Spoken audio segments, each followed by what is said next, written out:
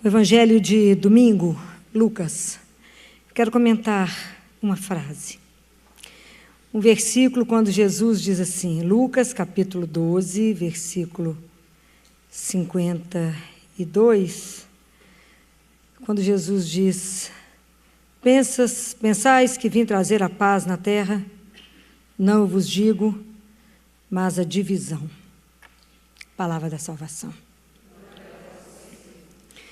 Quando a gente escuta essa palavra, às vezes a gente fica assustado, né? Como é que Jesus quer trazer o conflito, a divisão, a diversidade? Na verdade, quando nós todos aqui somos convidados para ser seguidores, ser discípulos dele, Jesus quer, na verdade, que nós tenhamos uma vida plena, uma vida assumida, um compromisso, uma vida consciente. Não podemos viver por viver. Temos que saber o que estamos fazendo.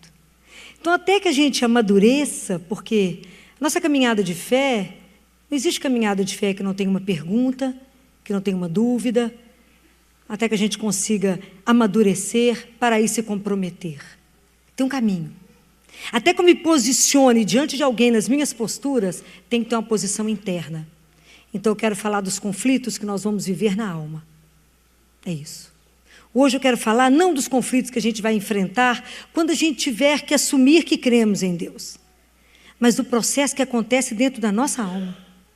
A partir do momento que eu olho para Jesus e me enamoro dele, o que vai acontecer em mim? Está escrito na carta de São Paulo a Tito, no capítulo 2, que Deus, por graça de Deus, por profunda graça, Ele mandou Jesus no mundo, para que Ele nos ensine a viver. Então é isso que nós vamos conversar hoje. Ele vai nos ensinar a viver. Porque ser cristão não é fazer um grupo de pessoas que vivem assim ou assado. Não é isso que é ser cristão. Ser cristão é fazer com que Jesus viva em mim. E como é que seria a minha vida, Ele vivendo a minha vida hoje? O desafio é grande, é muito grande. Mas é possível. É um caminho, porque isso não é de um dia para o outro, não é no estalar de dedos. Porque ser transformado por Ele, primeira coisa que exige de nós é permissão. Em Apocalipse está escrito assim, eis que estou à porta e bato. E se você abrir, eu entro. E é lindo, porque Deus entra pelas portas que a gente abre. Quais as portas que nós temos para Deus abrir? A gente acha que a porta é só do coração, não é? Mas eu queria falar com vocês que a gente tem 5 sentidos para que Deus entre e que Ele possa trabalhar. E que, infelizmente, nós estamos numa sociedade que nós estamos atrofiando alguns sentidos. Os únicos sentidos que estão existindo é ver e ouvir. Estamos esquecendo de tocar, estamos esquecendo de cheirar, estamos esquecendo de saborear. O mundo tem uma pressa, que como com pressa é tudo food, né? Tudo fast, né? Tudo rápido. A gente não saboreia, então a gente nem saboreia Deus. Então, eu quero colocar vocês com todas as passagens da Bíblia que vocês conhecem, onde a gente vai trabalhar os 5 sentidos, onde Deus trabalha em nós, os nossos 5 sentidos, para ver o que a gente está precisando trabalhar em nós. Esses conflitos, né? É os conflitos que vai gerar a partir do momento que fala, eu creio. Mas é belíssimo isso, né?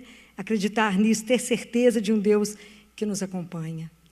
Então, esses 5 sentidos são portas de entrada. Deus, onde que Deus encontra conosco? No banal, no cotidiano, em toda hora, na minha rotina, ali mesmo. Porque onde você pensa que Deus não vai estar, é ali que Ele está. É ali que Ele vem nos visitar, é ali que Ele vem nos mostrar, é ali que Ele vem abrir os nossos olhos, nos fazer ouvir, nos fazer tocar. É assim que Ele faz. É simples assim. Mas se a gente não estiver atento, não é? A gente tem que estar ligado. Nós estamos vivendo um outro século, gente, século 21. E como diz um grande filósofo, o século passado foi o século das doenças. Só bactéria, muitas doenças infecciosas, e é uma verdade. Mas com o crescimento dos antibióticos e das vacinas, podem observar que as doenças bacterianas reduziram demais. E esse século é o século da doença, do ponto de vista das patologias, neuronal. Só depressão, só distúrbio bipolar, só menino hiperativo. Comece a observar. O que o mundo está nos dizendo? Nós nunca vivemos um mundo onde nós estamos sob os excessos, não é? Excesso de informação, tudo é excesso.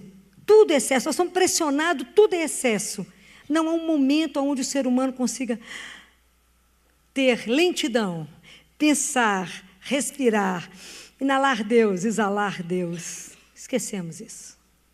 E se as pessoas não tiverem tempo de repensar isso, eu tenho a impressão que a loucura está mais próxima do que a gente imagina. Precisamos de achar um outro sentido na vida. Precisamos ter uma vida com sentido e estamos ficando sem ela. Então eu quero comentar primeiro sobre a visão.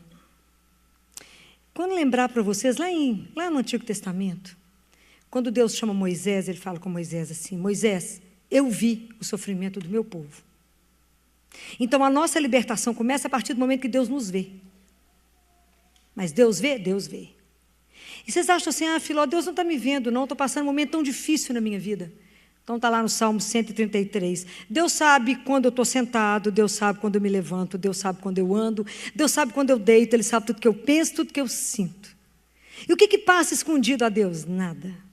Nada passa escondido a Ele, nada. Filó, mas você não sabe como é que meus dias estão escuros, meu dia está igual uma noite, mas também está escrito lá no Salmo que não há escuridão para Deus e Ele enxerga tudo com clareza. Não há nada dentro de você que o Senhor não saiba que você está vivendo. Não há nada, é por isso que Ele pode transformar. É por isso que Ele olha para nós e transforma. Então às vezes a gente está passando por um momento, uma situação difícil, que a gente não enxerga o que aquela situação está querendo dizer, porque o nosso olhar, somos cegos e não vemos. Vamos lembrar da cura daquele rapaz que trouxeram para Jesus, está descrito lá em Marcos. Trouxeram um cego de nascença para Jesus. O que Jesus fez? Aquela multidão não falou: olha, vai acontecer isso ou aquilo, não falaram isso.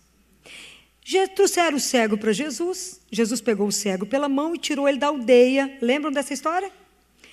Se não lembram, vamos lembrando, né? Tirou ele da aldeia e colocou ele fora da cidade, Jesus e ele.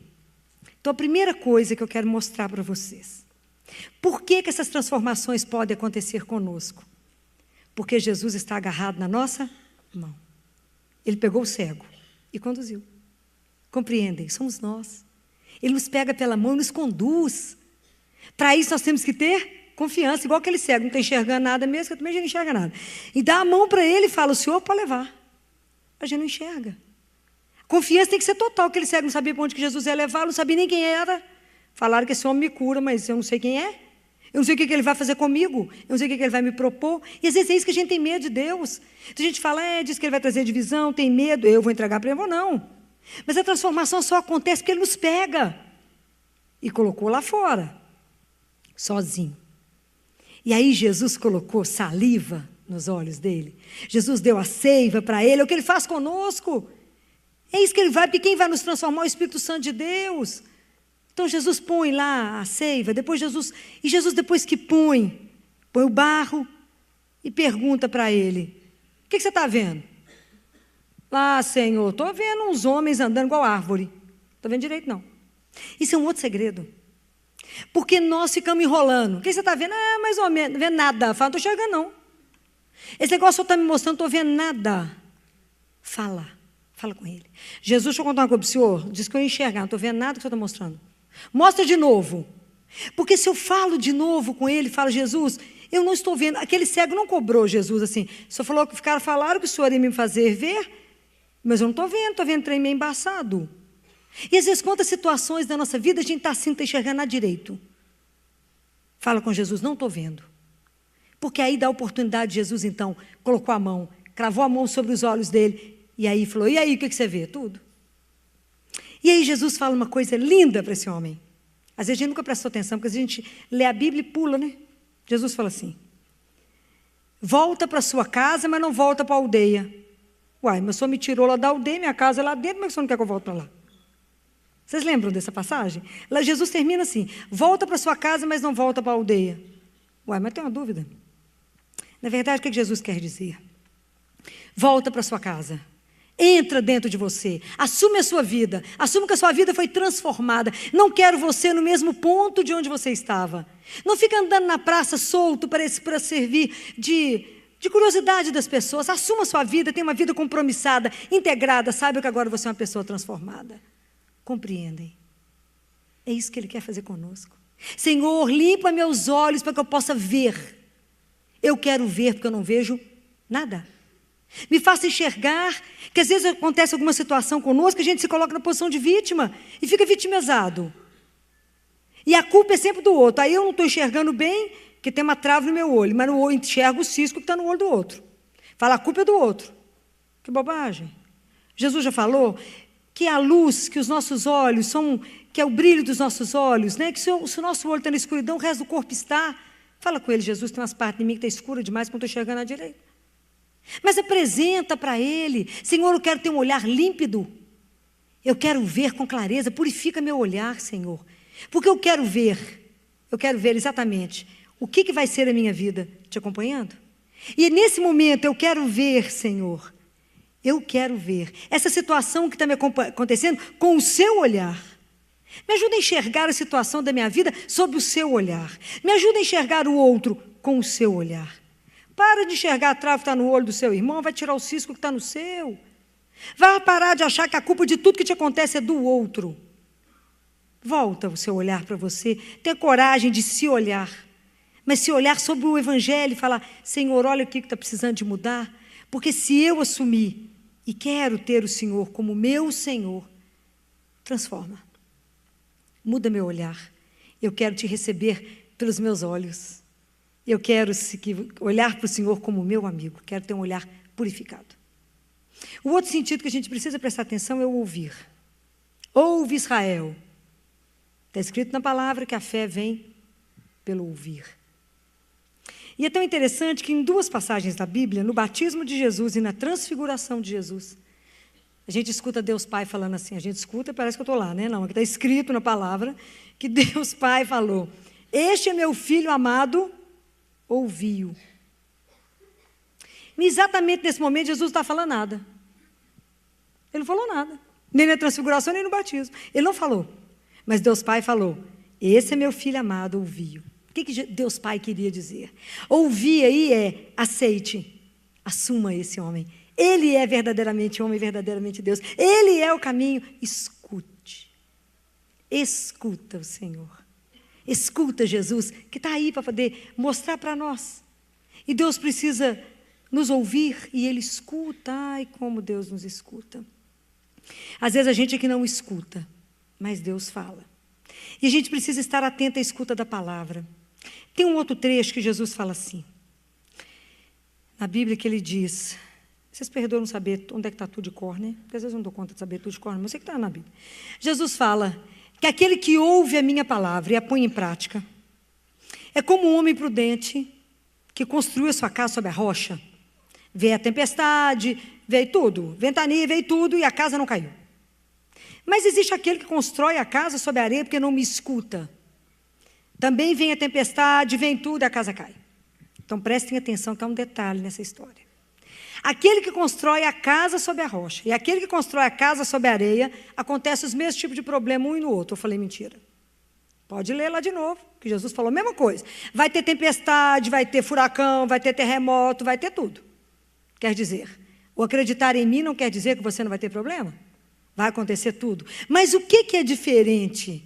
Porque aquele que escutou a palavra, eles têm sustentação para poder caminhar. Eu preciso ouvir para ser construído. Eu preciso ter um eixo que me sustenta, mas o eixo que me sustenta é a palavra. Quando Deus Pai fala para Jeremias assim, Jeremias vai lá na casa do oleiro e fica vendo aquele barro ser moldado na mão do oleiro, assim somos nós, mas eu tenho que ouvir para que a palavra me transforme, me molde, me dê sustentação, para saber aquilo que eu sou. Mas se eu não escuto, então eu estava rezando esse final de semana com essa história toda, e falava, Senhor, quando os problemas muito pesados chegarem na minha vida, que Ele me encontre escutando o Senhor. Porque se eu estiver escutando, eu tenho sustentação para caminhar. Compreendem? Nós temos que estar ouvindo, porque se eu escuto uma palavra, aquilo vai me transformando. Aquilo que vai mudando em mim o meu olhar nas coisas, a minha forma de comportar, por isso que vai criando divisão em nós. Por isso que vai criando conflito. Mas até agora eu pensava assim, sim, depois que você escutou a palavra, você pensa assim. Seu comportamento antes era assim, agora é de outra forma, porque eu ouvi. E a palavra que entrou pelo meu ouvido me transformou. Então nós temos que pedir a Deus, me transforme, abra meu ouvido, igual o senhor fez com o surdo. Todo dia de manhã eu falo com ele, põe o dedo no meu ouvido e fala, Efatá, abre meu ouvido, Jesus, que eu sou surda. Abre para eu poder escutar. Me dê delicadeza, me dê um ouvido sensível à sua voz. Não quero a voz do mundo, não, quero a sua voz. É preciso pedir a Deus que nos faça escutar a voz dele. Mas nós precisamos treinar, né? Treinar, estar à disposição para ouvir. Porque ouvir, você não escuta só com esse ouvido, você escuta com o seu coração. É quando você se dispõe a acolher o outro, a estar com o outro, a ver na dor do outro. Quantas formas Deus tem para nos falar? Diante do outro, às vezes diante de um sofrimento, diante de uma fatalidade, Deus fala. Eu não sei o que hoje em dia nós estamos conseguindo ouvir, mas Deus tem falado. O que será que nós estamos conseguindo ouvir? Às vezes é tanto barulho, né? E é tão difícil silenciar. Silenciar para ouvir não é fácil, não, porque eu tenho que calar. Isso é uma dificuldade. E calar o nosso coração é uma luta. Porque a gente às vezes fecha a boca, mas a cabeça não para de pensar, o coração não para de falar. E fala, uma hora eu vou conseguir uma brecha, né? E fala. É preciso treinar para ouvir o Senhor. Ouve, Israel. Se você só tem um Senhor, ouve. Então, nós precisamos de ouvir isso várias vezes, para que a gente tire do nosso coração outros ídolos. Outros que estão tentando tomar o lugar dele e fazendo com que a nossa vida a gente fique sem saber direito quem que a gente é. E agora, eu queria falar com você sobre uma coisa que a gente tem esquecido, né? Nessa pressa que nós estamos vivendo na vida, a gente não saboreia mais. E Deus é para ser saboreado. Está escrito na palavra de Deus que Deus, ele se permite ser saboreado. Está escrito, provai e vede, em algumas traduções está, saboreai, como o Senhor é bom. Saborear é muito mais do que comer, né? É degustar, é viver uma experiência que vai além das palavras, é quando você faz um pedido, ou tem uma proximidade, uma intimidade com o Senhor, porque para saborear alguém tem que ter intimidade, que você vive uma experiência de uma intimidade profunda com o Senhor, você saboreia. Aí São Pedro fala assim para nós, que vocês desejem o leite espiritual, para que vocês possam crescer na fé, possam crescer espiritualmente, isso se vocês já saborearam o Senhor. E Jesus tem uma preocupação com isso, que Jesus falou assim, tende sal em vós mesmos, quer dizer, não seja insonso, gente, tenha uma vida, Deus quer nos provocar para ter uma vida de sabor, para ter uma vida que as pessoas olhem e falam, nó, que vida diferente dessa menina, ou desse homem. Aquele povo que a vida tanto faz chover como fazer sol, aquele povo que nada modifica a vida deles. Chove, faz chuva, tempestade, aquele povo tanto faz a água subir ou descer. A gente tem que ter alegria, tem que ter força, tem que ter uma energia que mostra que a nossa vida tem gosto, que a nossa vida tem prazer nela, a nossa vida tem sabor. Deus Pai, quando deu o maná, era uma coisa tão impressionante, que o maná, ele se adaptava ao gosto de cada um. Você queria comer isso? Olha que você comeu maná, o gosto é esse. Se as pessoas pegavam maná, triturava e fazia pão e fazia bolo, ele tinha gosto, ainda tinha um tempero a mais de azeite. Vai ler na Sagrada Escritura o que o maná representou, era o pão de 1000 sabores. Para que o pão se adaptasse ao gosto de cada um, ao paladar de cada um. Deus nos permite saborear. Deus é para ser saboreado. Essa presença que você saboreia, fala, não, que coisa. Quando acho que foi Ezequiel que Deus mandou ele, pega esse rolo e come, porque a palavra de Deus é para ser saboreada. E aí quando ele engoliu aquele rolo, ele falou, isso é mais doce do que o mel na minha boca. Porque a palavra de Deus é doce, porque é Jesus. É doce. Nós precisamos saborear essa palavra. Entender que por essa palavra nós somos transformados. Então Deus tem uma preocupação que a nossa vida seja um sabor. Que a gente tenha sal, que se a gente não tiver sal, não tiver gosto à vida, aquela vida sonsa, tem gente que é sonsa, fala, vou dar uma temperada nessa pessoa, você gostou, mas ela não tem, vocês não escutaram, senão essa pessoa não tem sal nem açúcar. Minha mãe via falando isso. Essa pessoa não tem sal nem açúcar, não, a gente tem que ter marca. A nossa vida tem que ter uma marca. Aonde a gente passar tem que ter marca. E aí, da mesma forma, Deus tem uma conversa com a samaritana que nos põe tontos. Que ele fala com a samaritana assim, me dá de beber. Porque ele sabe que a gente tem sede. O samaritano fala, mas se eu estou pedindo água para mim? Quando Jesus fala, ele fala, me dá o que você tem, minha filha. Me dá o que você não tem. Me dá seu desejo. Fala comigo o que você quer. Me dá o seu nada. Fala, é isso que Ele quer. Mas é o Senhor, sim, porque eu sei da sua sede. Porque nós estamos indo buscar, matar a nossa sede em fontes que não matam a nossa sede. Então Ele sabe que a gente vai e volta, vai e volta, vai e volta. No único lugar que mata a sede de verdade, a gente não vai. Aí tem uma história do Pequeno Príncipe, né? Que o Pequeno Príncipe chega diante, naquele livrinho dele, diante do comerciante, fala com ele assim: o que é isso que o senhor vende? Ele falou: eu vendo pílula para matar a sede. Mas como é que é isso? Você toma uma pílula, não precisa tomar água por uma semana. O Pequeno Príncipe falou assim: mas por que o senhor vende isso? Para economizar tempo, né? Todo mundo corre tanto. Mas qual a vantagem? Não, a turma estudou e falou que se você tomar uma pílula por semana, você economiza 53 minutos por semana. Aí o Pequeno Príncipe falou assim: mas o que você faz então com 53 minutos? Faz o que você quiser. Ele falou: porque se eu tivesse 53 minutos, eu ia bem devagarinho para aquela fonte. Existe uma história que é a história do país dos poços, né? Que existe quando a gente pensa, é o país do poço. O que você pensa? Um lugar que tem uma água borbulhando, tem um monte de verde em volta, um lugar que só gera vida, que os passarinhos vão lá passear, tudo bacana. Mas, na verdade, esse lugar dos poços, eles não foram cuidando da água, e foram ficando entulhados, e em vez de se guardar, eles foram vivendo bem, na verdade, viraram um armazém de entulho. Foram esquecendo das coisas, daquela água, e foram ficando entulhados. E a partir do momento que eles não tinham mais a água, entulhados, aquilo lá virou deserto, e não crescia mais nada em volta deles. Até que um poço um dia falou: não permito isso mais não. Porque eu estou escutando dentro de mim, lá no fundo, bem no fundo, que tem uma água. E ele então começou a se esvaziar. Ele começou a se esvaziar, até conseguir encontrar aquela pérola, aquele tesouro que não tem dinheiro para comprar. E ele foi esvaziando, esvaziando, até que porque ele estava vazio, a água subiu. E porque a água subiu, e ele ficou cheio e nutrido, os outros começaram a ter a mesma vontade, e foi seguindo o exemplo dele, e de repente estava tudo ali. Por que eu estou contando essa história? E a história do Pequeno Príncipe? Porque Jesus sabe que dentro de nós, Ele deseja colocar uma fonte de água viva, de onde de nós vai gerar eternidade. Mas, na verdade, nós não acreditamos, como a samaritana. Não é que a gente não acredita que Deus é o Senhor. A gente não acredita que Ele seja o nosso Senhor. Há uma distância.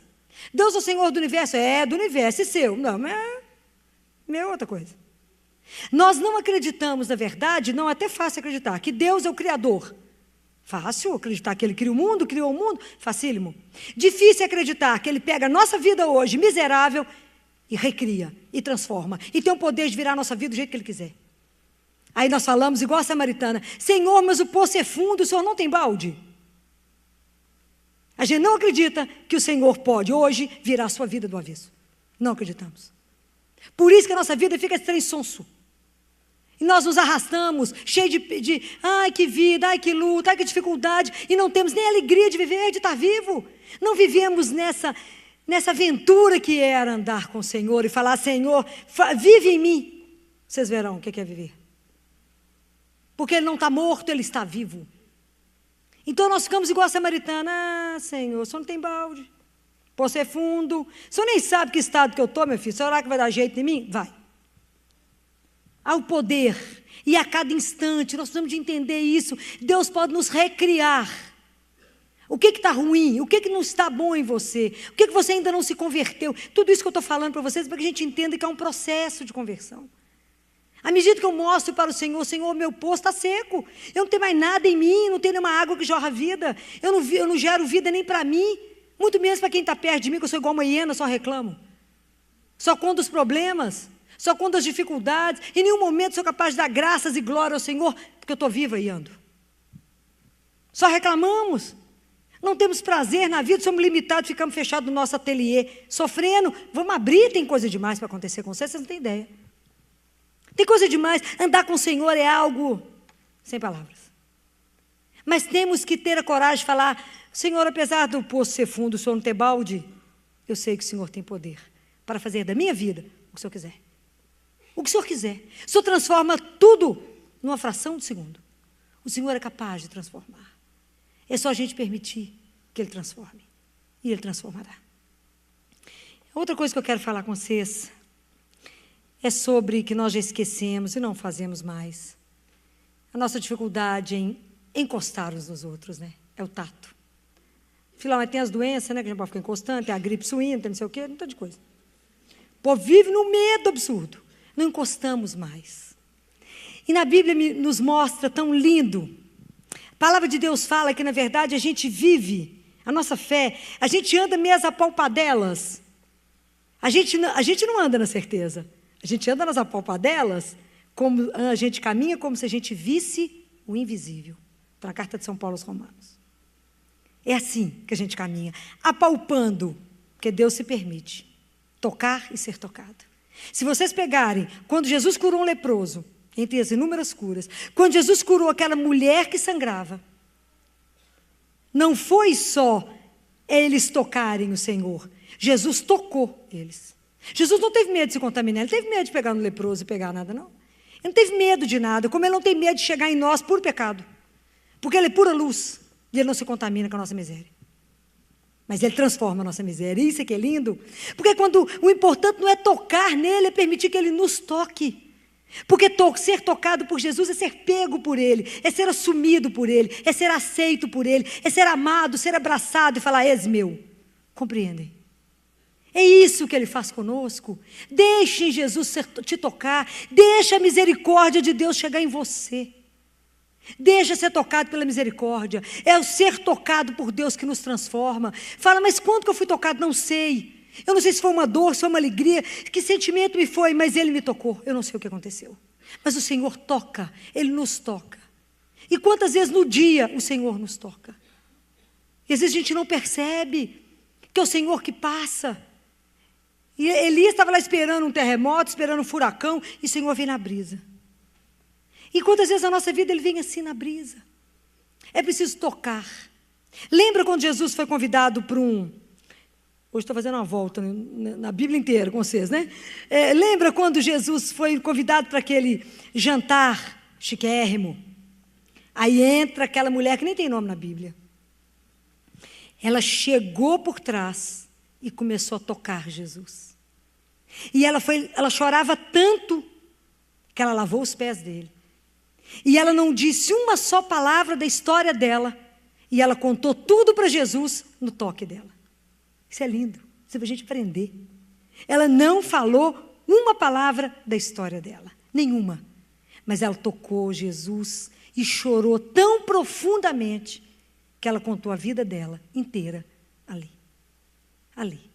Então, o tocar Jesus, o encostar nele, a gente faz isso na Eucaristia hoje, nós encostamos em Deus vivo na Eucaristia, chora suas misérias com Ele, chora sua dor com Ele, chora seus medos com Ele, conta a sua história com Ele, ou não fala nada, encosta nele e chora. Só Ele sabe por que você chora. Essa doçura sabe por que você chora. Quem que é a única pessoa que enxuga suas lágrimas? Jesus. Quem é que é capaz de pegar suas lágrimas e transformar? Jesus. É essa doçura sem preço. Permita ser tocado por Ele. É a gratuidade do tocar. Lembra quando Jesus curou Lázaro? Curou não, ressuscitou Lázaro, lembra? Logo depois que Jesus ressuscitou Lázaro, claro que a família estava extremamente feliz com Jesus. Convidaram Jesus para um jantar. Tem coisa melhor que reunir os amigos? Não tem, né? Então lá estava assim. Parece que eu estava lá, mas não estava não. Lázaro sentado na mesa com Jesus. Marta terminando a comida. E entra Maria. E Maria pegou um frasco de puro nardo e ungiu Jesus. E passou o toque nele. Aquilo ali era um excesso de amor. Era um excesso de gratidão. Era um excesso, o pessoal falou, mas que desperdício. Jesus falou, não, desperdício nada. Ela fez uma boa ação comigo. Tocou, ungiu. Falem com Ele. Permitam ser tocados pelo Senhor. Permita que a extensão da misericórdia chegue em você hoje. Fala com Jesus, eu quero que o Senhor me toque. Quero que o Senhor me ponha no seu colo e fala, és meu. És meu. Não tenha medo de nada. És meu. E eu quero agora caminhar agora pelo último, né, que a gente precisa falar. E antes de eu terminar o tato, eu queria dizer que a gente não precisa ter medo uns dos outros. Que a gente precisa começar a caminhar na vida aonde a gente não esbarra nos outros. Que o tocar seja encontros que a gente faça. Nós somos irmãos, né? Então a gente precisa encontrar uns com os outros. Às vezes é no toque mesmo, né? Precisa abraçar mais, precisa encostar mais, sem medo uns dos outros. Nós vamos quebrar isso. É preciso estar juntos, né? É assim que a gente consegue fazer essas coisas todas. E eu quero falar agora do cheiro, do olfato. Nós já esquecemos, tem gente que tem anosmia, ninguém sentia de nada. E o cheiro diz tanto. É tão lindo se a gente estudar o Antigo Testamento, que lá tem, Deus Pai ensina a Moisés como é que faz perfume. Vocês já leram isso? Ele ensina. E ele fala, aqui Moisés, você vai construir um altar, aonde vai ser queimado esses óleos, vai queimar um incenso, e ele dita a segue, tanto disso, tanto daquilo, bonitinho demais. Ele dá a receita de como é que faz o óleo, bonitinho, que é assim que vai ungir as pessoas, é assim que vai fazer, é o óleo da unção, e Arão vai queimar o incenso pela manhã, e vai queimar à tarde, porque cada vez que isso subir, é o cheiro da nossa aliança. Ah, que coisa linda, nós já esquecemos isso tudo. E está escrito lindo em Ezequiel, quando Deus Pai fala com Ezequiel, Ezequiel, eu vou trazer o povo de volta, Ezequiel, eu vou trazer os meus filhos de volta, e eu receberei, e eu saberei pelo cheiro deles, que são meus. Deus nos conhece pelo cheiro, somos filhos dele. Uma criança na primeira semana de vida, ela reconhece a mãe, no cheiro. Tem um trabalho belíssimo, que eles colocam um bebê, recém-nascido, as primeiras semanas de vida, e coloca umas garras na frente do rostinho da criança e molha várias gazinhas, cada um com um peito, com leite de uma mãe, que está todo mundo na mesma fase de amamentação, de pós-parto. O bebê abocanha só o da mãe dela. É lindo isso. Deus é assim conosco. Ele conhece o seu cheiro. Ele conhece. O Papa Francisco falou que os pastores tinham que ter o cheiro das ovelhas. O Senhor nos conhece no cheiro. Tem um salmo que diz, que cheiro bom que sobe para o Senhor é o cheiro dos irmãos quando vivem em amor. Que é como o óleo que desce pela barba de Arão e que molha a gola de Arão. E que cheiro, esse é um incenso que sobe para o Senhor quando a gente vive em amor. Então nós vamos pensar. Se na nossa vida nós estamos dando para o Senhor um cheiro bom. Está escrito na palavra de Deus que nós somos o bom odor de Cristo. Na nossa vida tem que ter o cheiro de Jesus. E eu encontrei essa poesia, escrita por uma portuguesa, Adília, que eu não vou saber o resto do nome dela, não vou conseguir guardar tanta coisa. Ela escreveu a poesia, ela é uma portuguesa que se escreveu. Se vocês baterem lá no Google, poesia, o cheiro de Jesus, está lá. Ela fez uma poesia sobre o cheiro dele. Fala, está vendo, eu não sou doida sozinha. Tem gente que já cheirou, que sente o cheiro de Deus, assim como ele sente o nosso cheiro. Porque é cheiro de amor. Nós somos o bom odor de Cristo. Então que a nossa vida tem que exalar o bom cheiro dele para o Pai. Para que ele olhe e nos reconheça. Na Bíblia, quando Isaac vai dar a bênção para o filho dele, ele cheira o filho, apesar do filho estar com a roupa do irmão, cheira a roupa do irmão, ele estava cego, e fala, o seu cheiro é o cheiro das roupas do meu filho, que é um cheiro de campo abençoado. Está lá a história de Jacó, quando ele abençoou, Isaac abençoou Jacó. Deus tem que nos olhar, igual ele falou lá em Ezequiel, ele nos reconhece no cheiro, que é o cheiro de Jesus. Então a nossa vida precisa realmente exalar o bom perfume, que é o perfume do Senhor. Isso tudo que eu estou falando com vocês é para que a gente possa viver, a cada minuto da nossa vida, o que se chama de mística, a mística do instante. A cada instante, é nesse instante agora, que o Senhor vem pelos meus olhos, pelo meu ouvido, pelo meu saborear, pelo meu cheirar, pelo que eu encosto. O Senhor vem. E que a gente possa viver isso com muita profundidade. Que a gente possa começar a descortinar outras coisas. Que a gente possa estar diante de Deus e falar, Senhor, me recria a cada momento. Me faça exatamente aquilo que o Senhor fez com tantos santos e santas. Faça da minha vida que realmente eu possa exalar o seu bom cheiro. Que todos os meus conflitos, Senhor, quero viver vários na alma, mas de forma que o Senhor vá tirando aquilo que não é do Senhor. Vai fazendo com que eu possa não ser mais o homem velho. Como Nicodemos foi. Nicodemos primeiro teve medo de Jesus, foi encontrar com Jesus escondido no escuro. Tem 3 pedaços de Nicodemos. Depois Nicodemos defende, quando eles falam, pode vir alguém que iam julgar Jesus, e fala, mas como é que nós nunca julgamos ninguém sem ouvir a pessoa? E depois, quando Jesus morre, Nicodemos traz tanto cheiro para colocar em Jesus, sabendo que o corpo de Jesus era sagrado, ele já cuidava de Jesus. Então nós precisamos de pensar se a gente tem esse cuidado com o corpo dele. Se a gente, sabendo que nós somos o local onde Deus habita, nós precisamos de pedir ao Espírito Santo que essa noite venha nos tocar. Porque é Ele que pode fazer em nós a maior transformação. O Espírito Santo não vem para trazer para nós um catálogo de normas para ser cumprido, não. O Espírito Santo vem trazer no coração de cada um de vocês a palavra que te lembra que você tem uma aliança com seu Pai. Única. A palavra que Ele fala para cada um de nós é única. Não tenha medo. Deixa o Espírito Santo fazer a nossa alma tremer mesmo. Deixa balançar mesmo por dentro. Nós estamos precisando de umas agitações. Estamos precisando de ser mexido por dentro e falar, me faz de novo, Espírito Santo de Deus. Me transforma. Porque Ele pode fazer tudo isso em nós. Que eu não tenha medo do Senhor. Que eu não tenha medo de ser mudado, de ser transformado. Mas que possa verdadeiramente ter uma vida de sabor. Porque eu possa exalar o cheiro do meu Deus. E que as pessoas, quando perguntarem, que cheiro que é esse que você tem? Falam, não conhece, não reconheceu? Ainda não. É de Jesus. Mas que a gente possa carregar isso pela vida. Mas quem pode fazer isso em nós? Acho que nós podemos fazer isso? Claro que não. Mas Ele, o Espírito Santo, pode. Então que essa noite a gente possa pensar sobre tantas coisas que eu falei para vocês. Não falei mais para que não cansasse. Mas é muito lindo tudo isso que a gente pega na palavra de Deus e transforma para que a gente possa se aproveitar. Vamos pegar a nossa palavra. Jesus sempre terminava, tudo que Ele falava, muitas coisas, Ele dizia assim, quem tem ouvidos, ouça o que o Espírito quer dizer. Vamos falar com o Espírito Santo hoje. Espírito Santo, de acordo com o que Jesus falou, quem tem espírito, quem tem ouvidos, ouça. Eu quero pegar os meus acontecimentos da minha vida, a minha vida, e quero dizer, na luz do Evangelho, o que o Senhor tem a me dizer. Não tenha medo de confrontar a sua vida com o que o Espírito Santo tem para te dizer.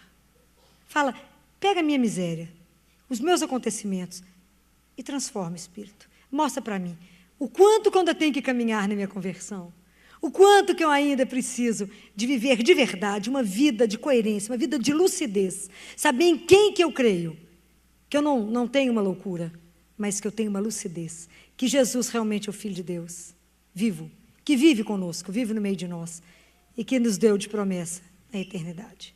Que a gente não tenha medo de viver isso e de testemunhar isso com a nossa vida e com todos os sentidos que Deus nos permitir. E a doutora Filó hoje vai nos falar sobre a importância do silêncio na nossa vida. A importância da gente poder silenciar, acalmar. Muitas vezes fechar a porta do nosso quarto, desligar a música, fechar os olhos para ouvir o Senhor falar, para ouvir a voz do nosso Deus. É interessante que a doutora Filó fala que nós temos 5 sentidos, que hoje nós só usamos 2. Ver e ouvir. E que hoje nós já não estamos mais usando o tocar, que a gente já não tem mais usado o cheirar, o saborear de Deus.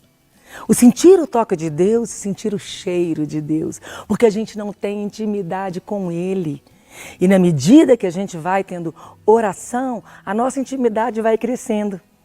Crescendo tanto ao ponto de um dia podermos chamá-los de G, assim como a doutora Filó faz. O convite é que para você aprenda a silenciar cada dia mais. Para que você cada dia mais tenha um momento de intimidade com Ele. Para que você cada dia mais seja preenchida pelo amor que só Ele pode te dar. Vamos rezar? Senhor, obrigado pelo seu amor derramado em nós. Obrigado porque o Senhor cuida de nós, mesmo quando a gente não dá atenção para o Senhor. E hoje, Senhor, o nosso pedido é: ensina-nos a silenciar. Ensina-nos a entrar no nosso quarto, a desligar a música, a desligar tudo ao nosso redor, a desligar do mundo e nos ligarmos em Ti, para que possamos Te ouvir no nosso coração, Te ouvir com os ouvidos do nosso coração, para que possamos experimentar mais e descobrir quão doce é o Senhor, para que possamos sentir o Teu cheiro e sentir o Teu toque, Senhor. Por isso fica conosco, nos abençoa, Senhor. Amém? Se você gostou desta palestra, você pode adquirir na loja NS Rainha, que fica localizada na Rua Modesto Carvalho de Araújo, número 227, no bairro Belvedere, em Belo Horizonte. Ou também pelo telefone 3286-3034, ramal 31. E você também encontra nas lojas Paulinas ou nas lojas Mãe da Igreja. Fiquem com Deus e até a próxima!